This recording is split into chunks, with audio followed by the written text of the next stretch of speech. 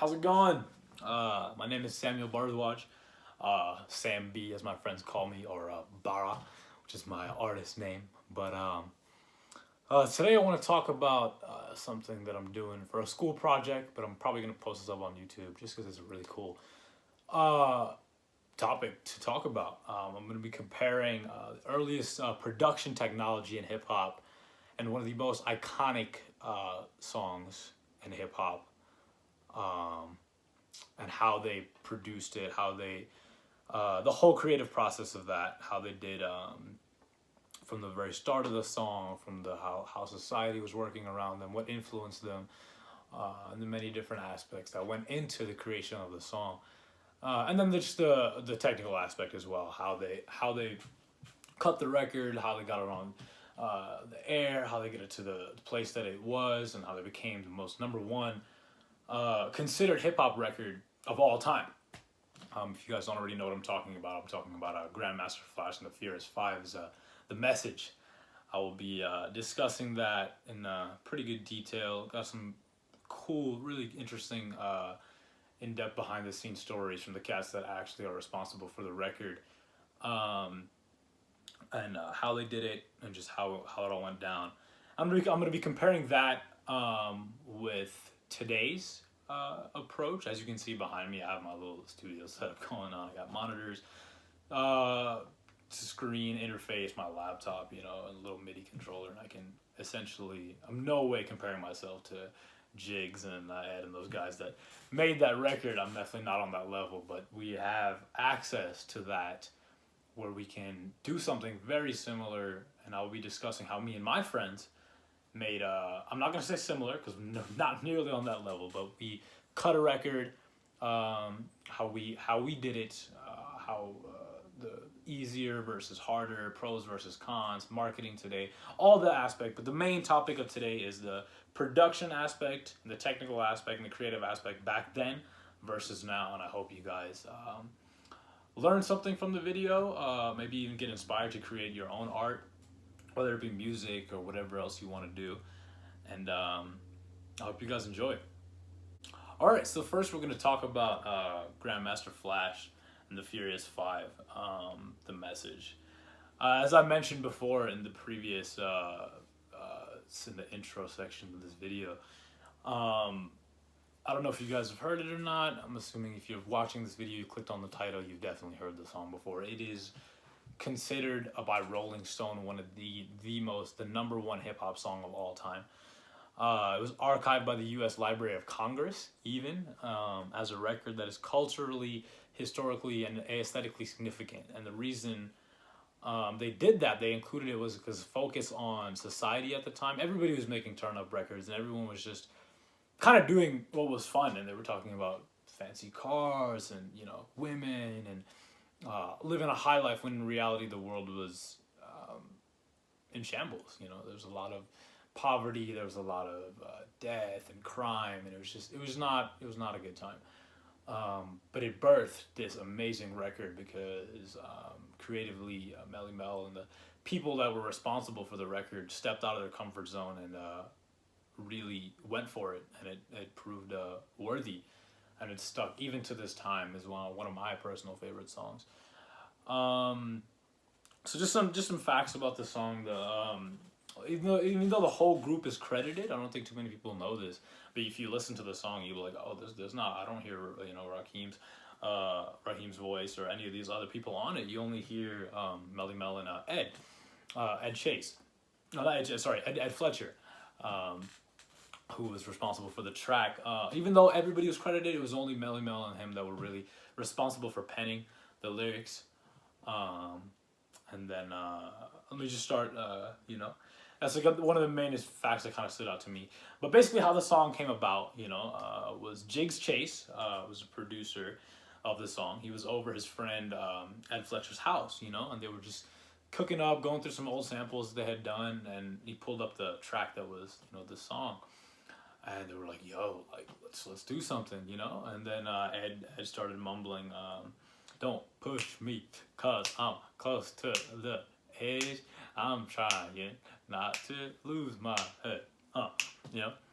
And they looked at each other like, all right, we got something, But some backstory on that. So Sugar Hill Gang, Grandmaster Flash's label, it's not gang, Sugar Hill, sorry, not Sugar Hill Gang. That's a different organization. But Sugar Hill, the label, was owned by this lady named Sylvia, or Miss Sylvia. And she was responsible for a lot of this song and the impact that it had. So in this time in the 70s when all this was going down, the world, like I said, was kind of in shambles. There was a lot of crime and poverty going down at the time, and everybody was just talking about, like I mentioned before, just a kind of glitzy, glamorous life, which wasn't a reality for the common man. So Miss Sylvia, what she was trying to do was cut a record that spoke to the people about real life.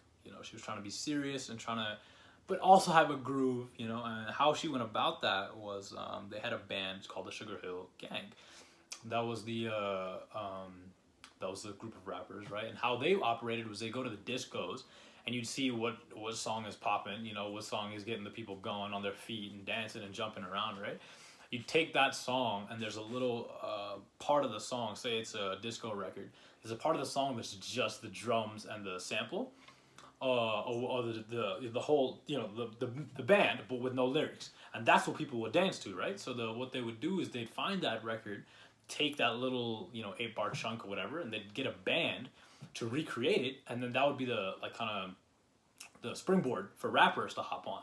So you put that up, load it up, record that, and then loop that for 64, however many bars, A-B section, very asymmetrical design. Is very hook, verse, and that's how hip hop was kind of born, right? So they were doing that for this. They were looking for a song, and they had a couple rappers, but they weren't really getting any steam, And the band that played for Sugar Hill was made up of a couple cats. It was made up of Skip McDonald, he was the guy on guitar, and then Doug Wimbish on bass and Keith LeBlanc on drums.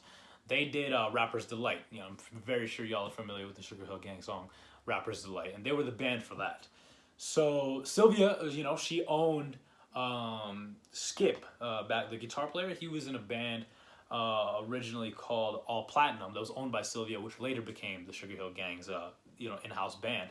They'd get all their samples, they'd recreate it, and they'd rap, and that became Rapper's Delight. So the cats of Furious 5, this is how they kind of got involved with that. Sylvia, Grandmaster Flash and all these other things, and they had their whole crew. But Jigs Chase, the guy that produced The Message, he approached Sylvia with an artist. He was a producer at the time, right? With an artist, hey, I'm trying to pitch this artist. I want them to be on the label. Artist was trash. The artist was not anything special. But what caught Sylvia's eye was Jig's arrangement. Like his production ear and his mind for that was out of this world. So she said, "You can stick. You're cool," Part of that band and that artist was his cat named Ed Fletcher. Ed Fletcher, he was part of that, and he was cool, but he wasn't really anything. He was just another cat, but he was one of the band members that was part of Jigs.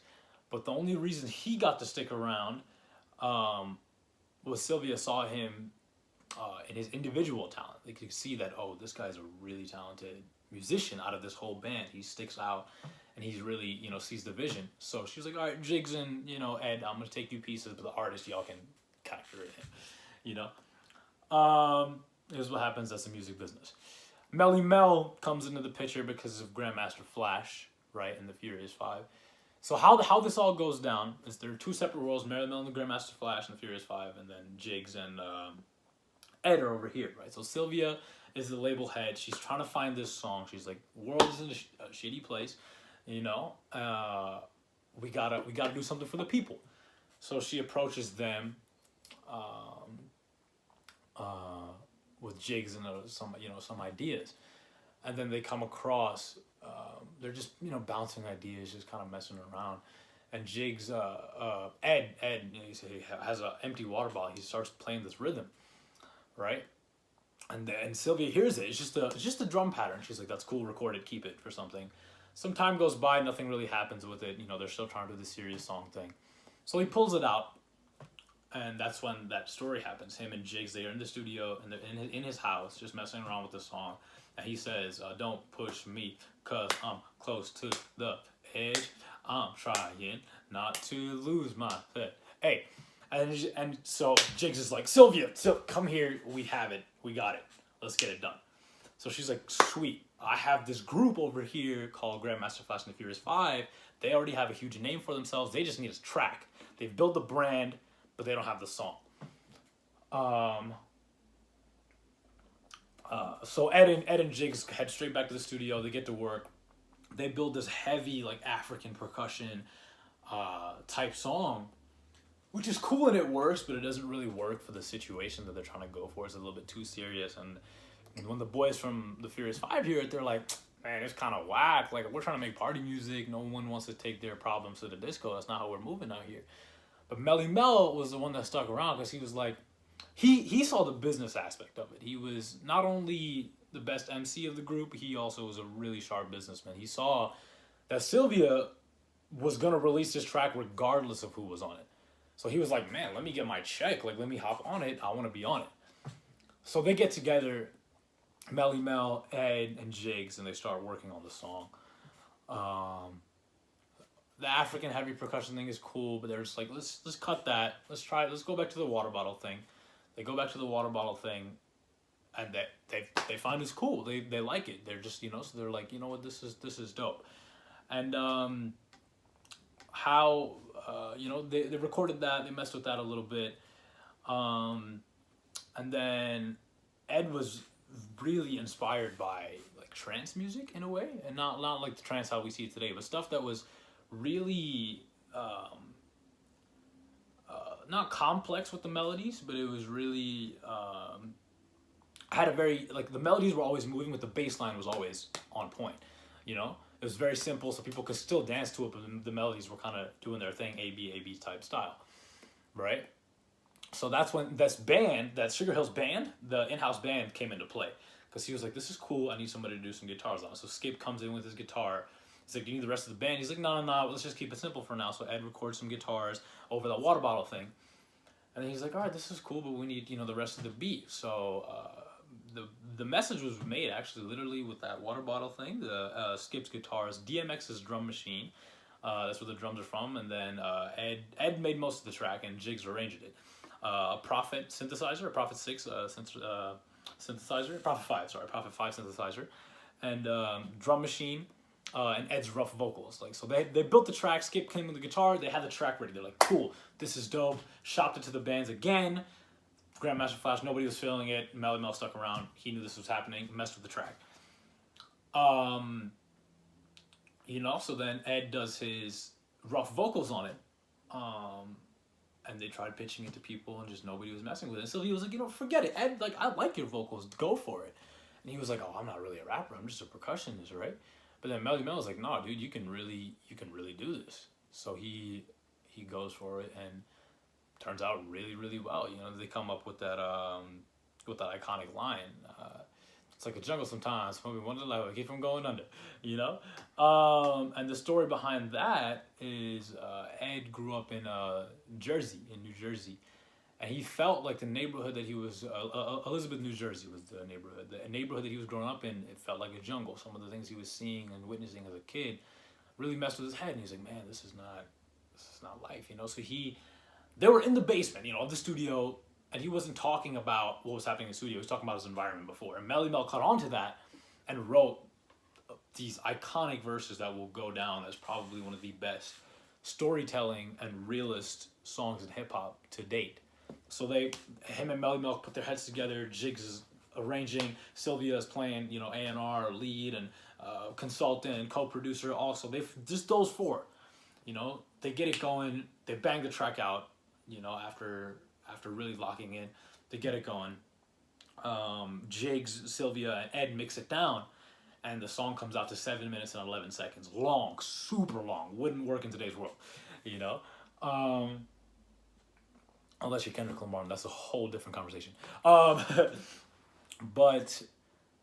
Sylvia, for some reason, is like, "I like that 7, that 7 and 11 are considered very lucky numbers." give me the record right now. I'm gonna go to the radio and hand it off. So she goes to let me get these names right. Sorry. She goes to the local radio station in New York and pitches it to them.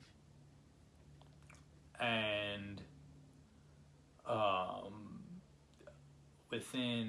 so she pitches it to the she took it to Frankie Crocker, which is the main DJ in New York at the time. Pitched it to her.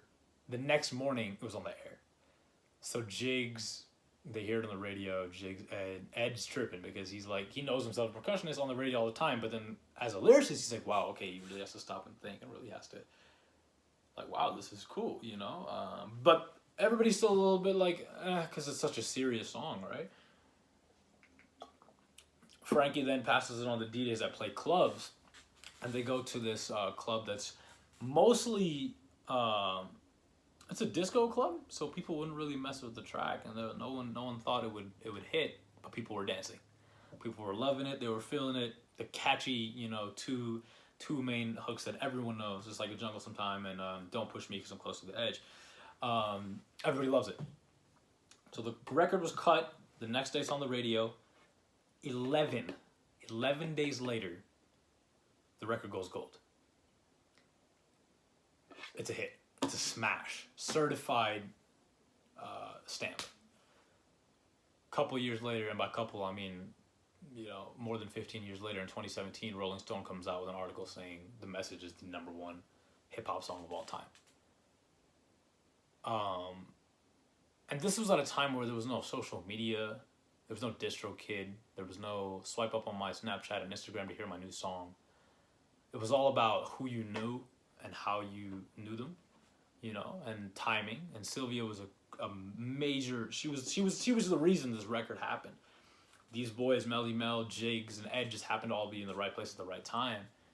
And to this day, according to an interview in The Guardian, they still cash checks. And the best part about this all, Grandmaster Flash is, they're all credited for it, right? This song and another song, this song and White Lines, you know? Grandmaster Flash is in the Rock and Roll Hall of Fame for those two songs, and he had nothing to do with them. He's making racks. When I first heard the song, I was like, oh, Grandmaster Flash is amazing. Did my research, and I was like, he's still amazing, but like, damn, son, like, he didn't do any work, you know, he didn't get any credit. It's hilarious. My point is, the production, as you can tell, and the production was, it seemed easy, but it was actually very, very difficult. And the only reason it became the record that it was because of the power Sylvia held.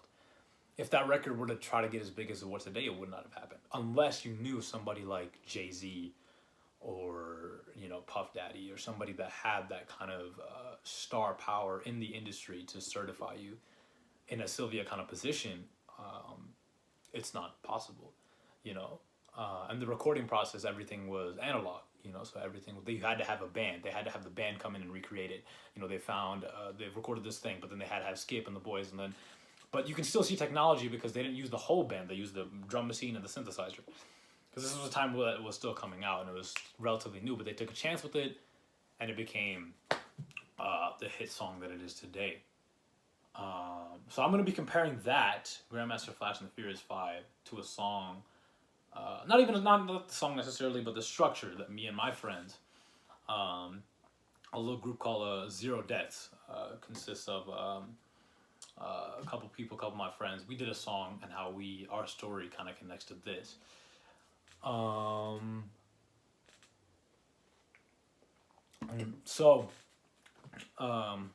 Yeah, I hope you enjoyed the first half of that. I'm going to get into that in just a second. Take a little break, you know, maybe go listen to the message again and, you know, check it out. And hope you enjoy the next part of this video. How's it going, guys? Hope y'all enjoyed the first half of the video. It's a really great song, really great story. I'm going to get into Zero Deaths and how we created a song and how we went about it. So Zero Deaths, it's a little group formed freshman year of college, end of freshman year of college, consists of 4 people. my friends Blake Sheffield, Jacob Doe, Jacob Benora, and Derek Xander. Four people, you know, I knew I was friends with Jacob Doe and Blake Sheffield. We were making music since like, you know, day one of college. But towards the end of freshman year, they came to me with this idea, yo, we're trying to have a group, like you should meet these other two guys, they're super cool. And we're fresh, you know, we're getting our feet wet in the music industry, and it's, everybody's creating, right? Because it's very simple. We have our laptops, and all you need is a little MIDI control. You don't even need the MIDI control, honestly. Laptops and a decent pair of headphones, and any DAW, which is digital audio workstation.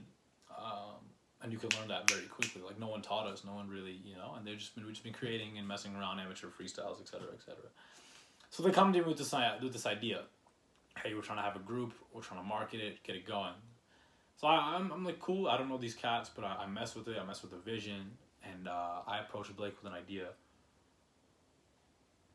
Hey, everybody wants to sign a record deal, you know, that's how everybody tries to get famous now. Forget that, let's go the Jay-Z route and make our own label. So I hit him with that, and he said, whoa, okay, I like how you're thinking, Sam. So he we organized a little meeting where I get to meet all the boys for the first time, and this was the very end of freshman year.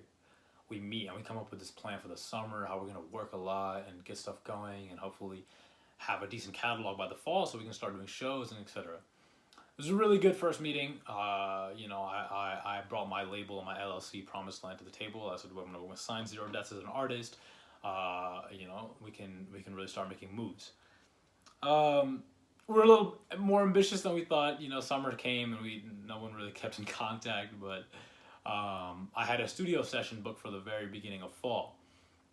That was going to be our first real like studio session as a group, right? And during the whole summer, everybody was making beats, everybody was writing, everybody was getting their lyricism up, and just becoming themselves as artists. You know, it was a really good time. But everything was still fresh, just very similar to the Grandmaster situation. Everybody was kind of just doing their own thing, and we needed somebody to bring it together. And I tried to be that, but I don't have that kind of star power, right? So anyways, we link up for our first studio session, and Blake, I showed up an hour late. You know, it was my mistake. I was helping somebody move. But we come there, and Blake sends me this beat. He's like, yo, pull it up. I think you and the boys are going to like it. So I pull up this beat, hard beat, super dope. I was like, how did you make it, dude? It's so cool. And he's like, I have a Moog synthesizer, you know, I just plugged it into my laptop, created a synth. Added some super dope drums that he programmed just into Pro Tools, just off of Splice. He just finds drum samples, put them in, program them however you want him to do it, EQ the track. Very simple. I think it took him only a matter of maybe like 20 minutes or something to make the song. And then, you know, like a little bit of time to mix it. But very, very simple, very easy, accessible, got it done. Sent it to me, I loaded up. We're in the studio, I hit play. After hitting it play, once the whole studio goes silent, I look around, everybody has their phones out and they're writing. So I'm like, okay, this is the one we're gonna work on. Let's do it, let's get it going. And it's not, the song wasn't nearly anything like, we weren't trying to break through societal norms or something. We're just trying to have something first as a group, right? So the beat plays and I start mumbling this little like catchy kind of like hook. It's like, I got hella hoes, I got hella looking at my dough, looking at my riches, right? And I'm just mumbling, and we're just kind of, and the guys in the back are going crazy, like, oh yeah, you know, we're just enjoying ourselves. It's a really good time. But we kind of got a little more serious with it because we were like, all hip hop is about money, sex, and drugs, right? So we're like, let's incorporate that, but the part that really matters at the end of the day is the business. Right, so like that was gonna be our punchline, like la da da da da da da da da da. Man, this shit just business. You know, that was the last like punchline. That was gonna be the whole track, our verses and everything. So we got a little structure going. You know, we came up with a decent hook. We wrote a hook together.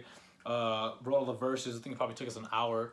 You know, because we had the studio booked from 4 to 8. I showed up at 5. From 5 to 6, we did the writing process, and from 6 to 8, we recorded. And got a rough mix going, you know, and it was very, very simple. Like, so compared to back then, in order to record, you have to call people, you'd have an engineer. So Jigs was the engineer. You'd have somebody running, so Jigs was the engineer and producer, and then Ed was the producer as well, and then Skip was the instrumentalist. Sylvia was A&R slash co-producer, and then Melly Mel and Edward vocals. You know, so you had a lot of people going on. We all are producers, but how we did it is very simple. I had my laptop here, plugged it into the speakers. I played engineer, but all we did was it was a laptop and an interface, and you can plug your mic in. So we put the mic in the corner, somebody would go up, hit record, and we just stacked them up, and just it was very, very quick. You didn't have to blow this or make the song right there. Very, very simple, very easy. Compared to the old style of doing production and recording. So the recording aspect was very simple. We already had preset vocal engines made and everything. So we're getting going, and the energy in the studio is unmatched. Like, we're just enjoying ourselves. We know this is kind of going to be a banger. It's our first song, so we're a little bit, in over our heads, but it was a really cool song. We finished the track. I sent it to Jake because him and Blake were going to mix it.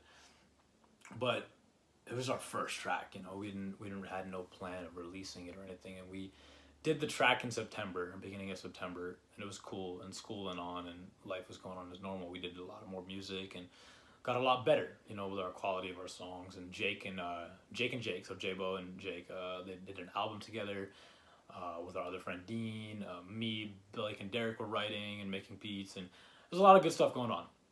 In October, Jacob Doe approaches us. Hey, I got a gig opportunity. I want you guys to come perform with me though. Like, that song we made back in September is a hit. I know it'll be fun. Because how we did was we made a rough mix, and then and then Jake and Blake did a better mix. They went home. Very simple. Like I said, it's a very, very easy compared to at home. Like, you just plug up to your monitors, EQ everything, get a nice good mix going, put a little master plugin on it, and you're good to go. And we had a private SoundCloud link that we would send to our close friends. We're like, hey, this is our first thing as a group. The song is kind of popping. It's dope. What do y'all think about it? And people loved it. But it was only a handful, maybe 5 to 7 people that heard the track. So we were like, okay, it'll be fun. People are not really gonna know it, but it'll be fun. It'll be cool. So we have about a couple, 2-3 weeks to market for the show. So we start selling tickets, $15 a ticket. We start telling our friends. They start telling their friends. We get a decent amount of people to actually buy tickets. And the person that was headlining the show ended up selling almost 1/4 of what we sold. So he came and approached Jake. He said, hey, listen, this is your city. I'm from LA. We didn't cut as much as you guys did. So go ahead, take the headlining position, So we're like, oh my gosh, everybody's in over their heads. We're like, this is going to be amazing. We have to do this song last. The crowd's going to go nuts. We show up to the show. We pull up to the show. About 60 people of our friends showed up. 60 of our friends. There's like 2 times the amount that we thought were going to show up. And we get on stage and we perform it. And it's amazing. The song is nuts. I'm going to let y'all get a sneak peek in just a second.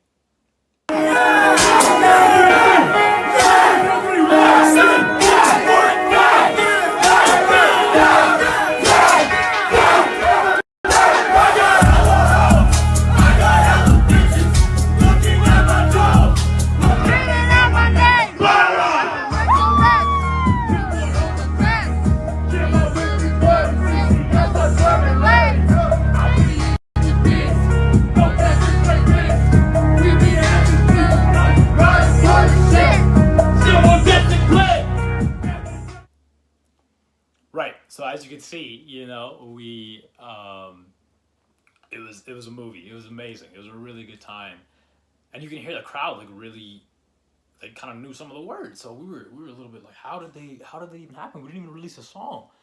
What we didn't know was the friends that we sent it to. They sent it to their friends, who sent it to their friends, who sent it to their friends, and an unreleased song that we made off of a whim 2 months prior became the highlight of our first show. And a fact that I forgot to mention is the message actually was responsible for the breaking up of Grandmaster Flash and TF5, because Melly Mel made the song and then they got credited, so they went to court and just shattered them. Hella Hose, the song that we did with Zero Debts, actually broke up Zero Debts. That was the first and last performance we ever did together. It was the first and last song we ever did together, because of different reasons. But, and in no way am I comparing us to them. I'm saying in production wise, and marketing wise and everything, as different as it might seem, is all kind of similar for very different reasons. The only reason it popped for us was through social media and through marketing of Instagram and not Facebook, Snapchat. We're not grandmas and grandmas. Facebook, Instagram, Snapchat, Twitter, word of mouth. But back then it was I knew this person and they know that person and that's it, and we're all higher ups. We don't have that kind of star power, so we had to rely on just friend telling another friend. But what I learned from this is the one thing that never changed was the creative aspect of it. Regardless of the tech and regardless of the ease of production as it is now compared to back then, where you'd have to have a whole band and all different kinds of stuff, the one thing that has never changed, never wavered, was the creative aspect and the chemistry of the group. The chemistry that they produced to make the message was, unmatched. The chemistry in the studio that we had that night back in September, it was unmatched. And it shows in the shows and the reception that you can see, because even now to this day we have so many friends that know what happened to Zero Deaths, but they're still begging us like, hey, you should drop that song, because that was such an amazing song, we want you guys to perform that again. Same thing with the message. The message is the #1 hip-hop song of all time, so in conclusion, production back then versus now, marketing back then versus now, it's very different, but it's also very similar, and anything is possible. It was a really cool comparison. I learned a lot through this project. I learned a lot about the game and just art and music in general. And basically what my conclusion is, anything is possible. You just really have to set your mind to it, and as long as you have that chemistry and you trust the people around you, you can make it too, So I hope you all enjoyed this video. Like and subscribe. I'm gonna link all of our stuff in the description down below. And let me know what y'all think. If I got some things wrong, or here and there, or whatever, it might be some new facts that y'all want to tell me, go ahead, let me know in the comments. And I'll see y'all next time. Until then, everybody stay up and stay blessed.